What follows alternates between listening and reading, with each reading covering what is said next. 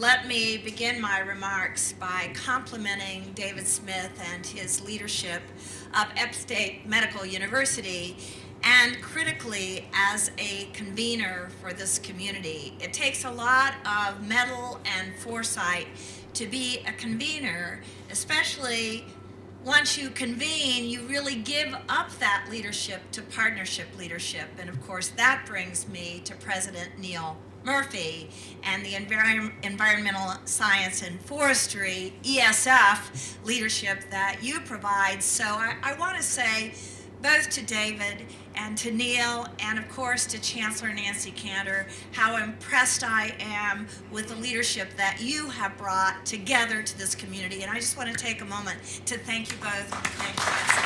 Thank you very, very much.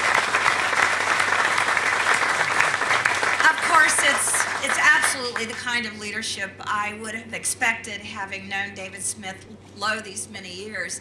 I want to compliment David Northrup. As you know, he is the chair of what we call the College Council of Upstate Medical University. And that's an instrumental role in leading the university and its engagement of the community, but importantly also leading the search for a new president. I know how happy David is that you made the right choice. I too, if I had been here when you made the decision, I would have voted unanimously, yes, this is the leader for the future of Upstate Medical University, and had a nice conversation with Greg Eastwood, and I know how leadership builds on leadership, and I want to just thank you all. It reminds me of how happy I was to get to know Carl Hayden. Carl, as chairperson of our Board of Trustees of the State University of New York, I'm gratified at the choice you made, and am delighted to serve as the 12th Chancellor of the State University of New York, and so pleased to be here. This is a world-class day, and this is surely a world-class community. I am gratified that the Central New York Biotechnology Research Center will be staged on such hallowed ground. One of the things you might not know is that one of the leading initiatives in the Cincinnati community was the creation of the National Underground Railroad Freedom Center. I had the privilege while I was in Cincinnati of serving on that Freedom Center board, and I absolutely revere the connection to the Underground Railroad, and am so gratified that that connection to the Underground Railroad is being celebrated here, not only through the Biotech Center, but the female leadership of a true pioneer in race relations and in the ability of all people to overcome adversity.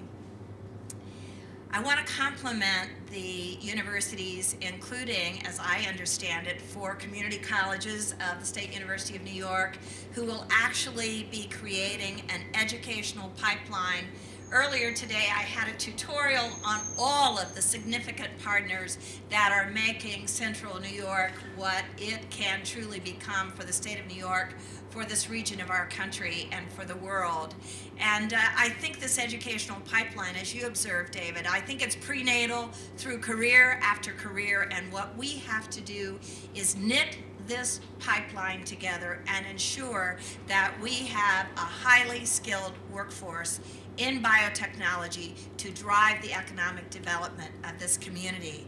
I have said on many occasions, great cities need great universities. But you know what? Great universities need great cities. And it is the reciprocity between these interconnected entities that creates success. We are, in our own individual ways, anchors for this community and for this region, but together we are truly a partnership and a powerhouse. So I want to congratulate each and every person under the tent. You are here because you are playing a significant role in this partnership. My role is to be your greatest advocate. Congratulations. Thank you.